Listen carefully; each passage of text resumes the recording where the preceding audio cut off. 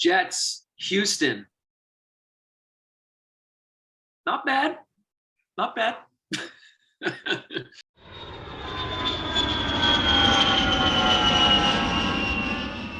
All right, everybody. Welcome back to Jets Therapy. We are here to listen to you, to hear you, and to help process and work through all of your emotions when it comes to the Jets franchise. Well, we get the dub. We get the dub. We beat Houston 21-14. I mean, didn't blow them out. Not the best showing in the world.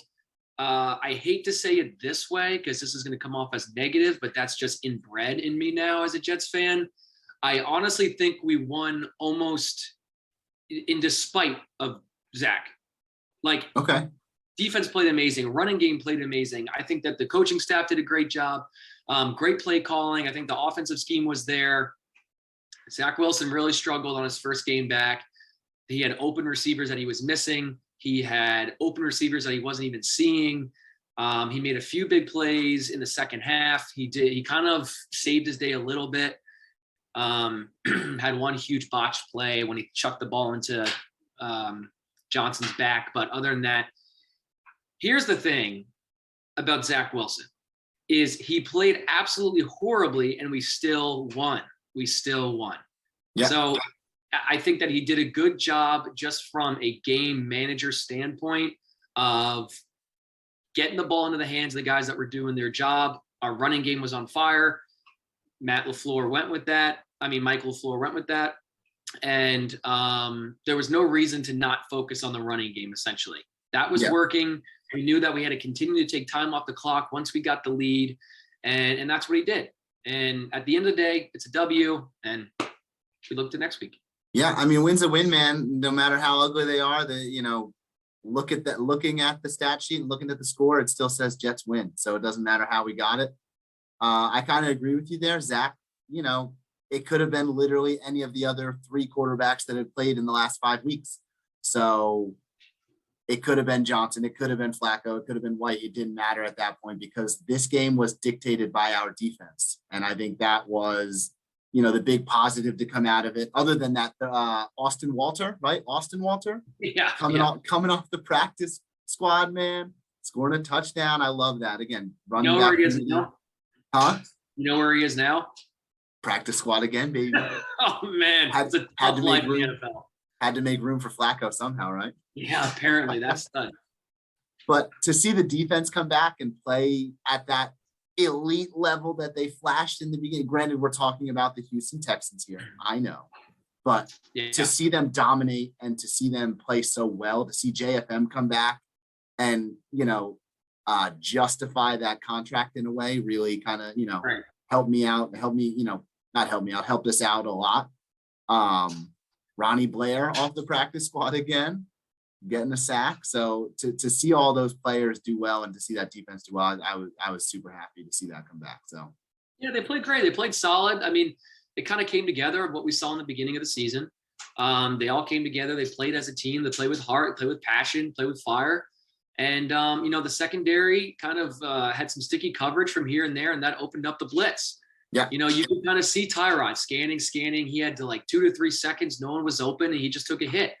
So we were getting good pressure as a defensive line, and our secondary was coming up, and they were covering guys. There was a few botched plays in the beginning of the game where, Brandon Cooks did his thing every now and then, but we still held him to, not too high of a game, even for Brandon Cooks standards. And, Bryce Hall got burnt deep, but at the same time, he was step for step for the most part with him, especially when Cooks caught the ball in the end zone. I mean, Hall was right there.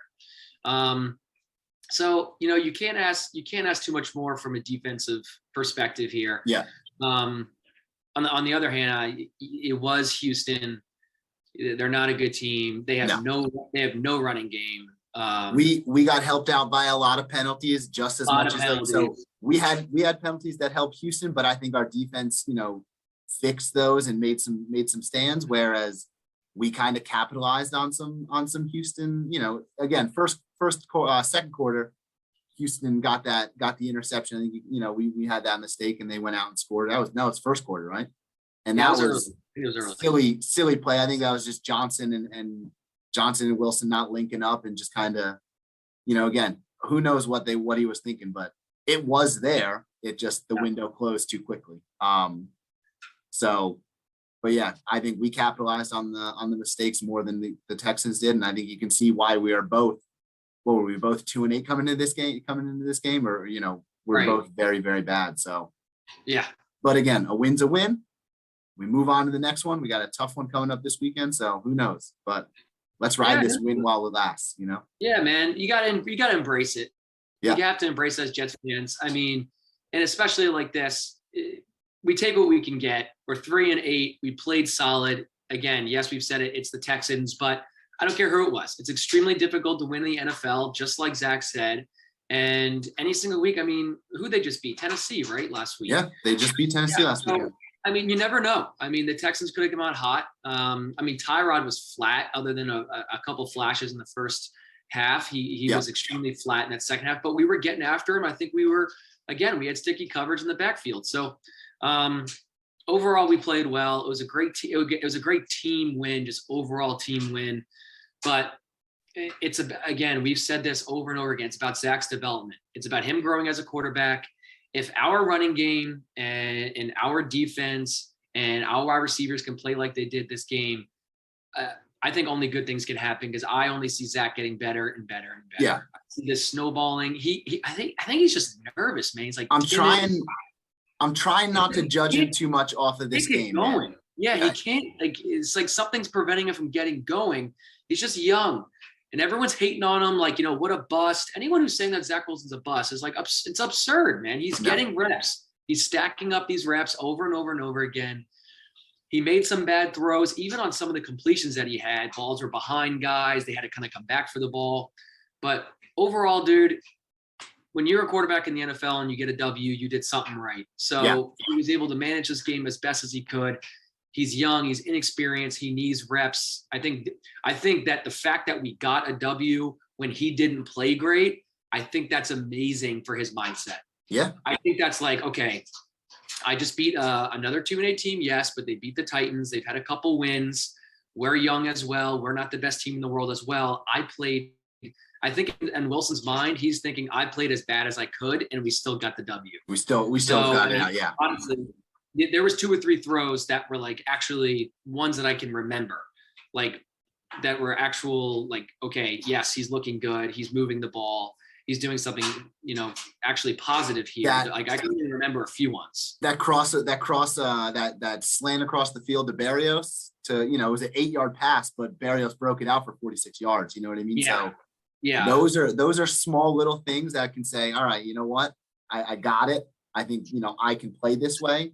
Because I think the one critique I will have, I mean, again, he's a rookie, he's learning, but one thing we looked at Darnold as is his decision making. You know what I mean? And let's take those 6 games that Wilson has played. I think the biggest thing is his decision making. You know what I mean? Yeah. He tries to play hero ball a little bit too much. And again, let's hope he progresses out of that. I still think he will. He's got the arm talent. He's got the legs. Now it's just between the ears. You know what I mean? Yeah, I agree. I totally agree. He'll learn, and I'm trying not to be too hard, but like, if that's one thing we're looking at for him to improve on, that's the biggest thing.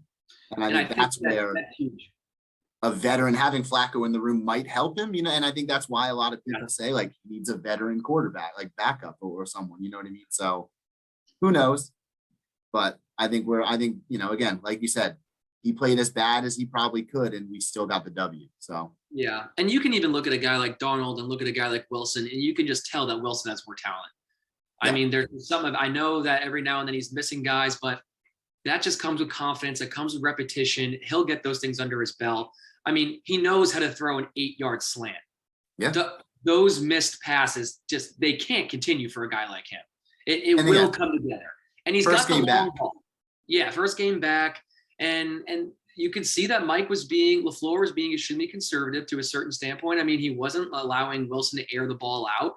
But at the same time, I don't think Wilson was like, I don't see it. I don't see it out there. Let me hit my check down. Let me just throw the ball away. So if you want even positives out of him, those type of things were happening. He was checking it down when he could. Yes, he was missing guys, but those things will come. So remember, Jet fans, is Wilson played terrible, maybe as bad as he can play, and we got the W. So that is only positive things. And in his mind, again, I played like terrible and I still beat another NFL team. So I think in his mind, he's like, I have so much, there's so much that I can give. There's so much that I can prove when I play my best. And we saw hints of that in Tennessee. I don't even think we saw everything. So still a Wilson guy. I love Saleh. I think Saleh, and we saw more life out of Saleh on the sideline, to be honest with you. The last few games. Yeah, last few games, we're seeing a little more out of him. I think that as a game manager, he's doing a much better job. I think that Mike LaFleur being in the box. Booth LaFleur, dude. Booth LaFleur, man. Booth LaFleur, baby. Let's get some shirts together. Booth LaFleur. Yes, we're doing it. Jets therapy, Booth LaFleur. Booth LaFleur is our dude. Yeah. I mean, again, you see it, you see him calling the plays. Houston's going to give us that run. We're going to run all of them all day. Stick with it. That's what smart coaches do. You know what I mean? Why? If it ain't broke, don't fix it. And the run was not broke. Offensive line looked good. Big takeaways, man. Still seeing great things out of Elijah Moore. Yep. I liked that we got him in some of those kind of gadget, jet sweep plays. Hand the ball to our playmakers, hand the ball to the guys who are going to do well with it. And Elijah Moore is one of those guys. Then my biggest takeaway on that defense, man, is the emergence of the other Q Williams, is Quincy Williams. Yeah, man. Dude, maybe my favorite player. The speed he has. Stud, absolute stud. And that's what Saleh looks for in linebacker, speed, and he hits like a Mack truck. So yeah. Dude, and I think he played nickel. I think he played nickel in college. So he's obviously a dude that moves around a lot, who has a ton of speed, and now having him in that linebacker position, I mean, that's a dude who just needs to stay. He needs to stay in that position. I mean, there can't be any, somebody else is back and we'll move him out, we'll sub him in. That guy, and especially his connection, his camaraderie with, obviously with Quinn in there. I mean, those two dudes are balling out together. Yeah. And it's just creating a fun atmosphere for the Jets in general as fans, watching those two dudes play well together. Yeah. So he's getting after the quarterback. He can also drop back and he can defend a wide receiver if it needs to be, or a tight end or whoever it is. So yeah, I love seeing him on the field. CJ Mosley made some great plays. He's getting back up there. Yeah. It's kind of like, can we build on this? Can we build on it? Can we actually look next? I mean, we'll talk about this in our Eagles prediction video, but the Eagles, they played horrible last game. They were dropping passes. Jalen Hurts played terrible. He was overthrowing guys, getting picked off. So I think he's going to want a little bit of a revenge, not a revenge game, but kind of come back and show, hey, I'm still someone who can play. There's a chance Hurts isn't playing this weekend. Oh, I didn't see that. Yeah, so I think he's got something with his ankle going on. So we'll see. We'll see closer with our prediction video. But I read somewhere today there's a chance. And it was all Joe Douglas. Joe Douglas knew, man. That's why he got Joe Flacco. Because who would have been playing us? That's how you do it, man. Oh, God. That's beautiful. That's what they call the long con.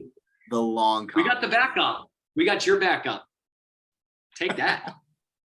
All right, sounds good, man. Well, we will see you guys in a few days here for our Eagles preview. I am actually going to be going to that game, so hopefully I can bring you guys some footage from the tailgate, and hopefully I make it through that alive.